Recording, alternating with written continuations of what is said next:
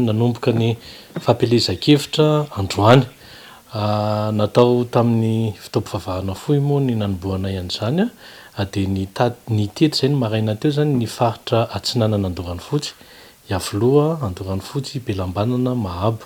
Ny folakandro indray dia ary amin'ny ilany Atsinanana. Vao manomboka ny propagande dia manao ny atao hoe présence physique aloha zay ny androany. Nafinaritra ny fandraisan'ny vahoaka azy tonga tamin'ny vahoaka ny atao hoe ny candidature anay ary amin'ny fahitanay azy ilain'ny vahoaka raha andrasan'ny vahoaka ny tenako.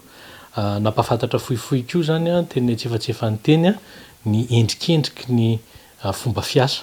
Mbola ny endrikendriky ny fomba fiasa aloha no nampahafantarina androany fa ny tena programan'asa mbola hiverenana amin'ny manaraka. Tohizana ary hatsaraina bebe kokoa ireo zavatra tsara vitako teto amin'ny commune Andoranfotsy.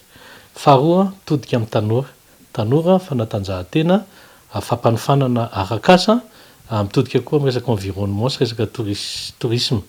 Ny faharoa, resaka tsena, iny Andoranfotsy ny Andoranfotsy. Ny fahatelo dia mitodika bebe kokoa amin'ny asa sosialy.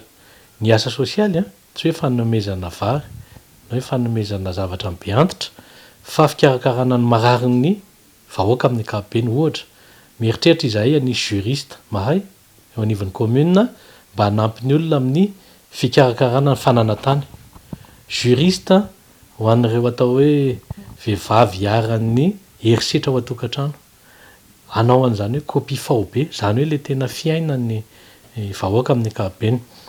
Fanentanana mandat voalohany na dia nisy sopatra kely ary atao be ny zava-bita. Tohizana zany ho atao tsaratsara kokoa. Mandat manaraka ity tsy maintsy fitaina izay kinasa rehetrarehetra teo aloha. Fa misy zavatra koa tsy maintsy hovaina. Ary manentana ny vahoaka n'Andoranfotsy ho tonga maro hifidy amin'ny 27 novambra ary hifidy Niasina sy ny mpanolontsaina tiako Madagasikara numéro 2. Zay ny etsika.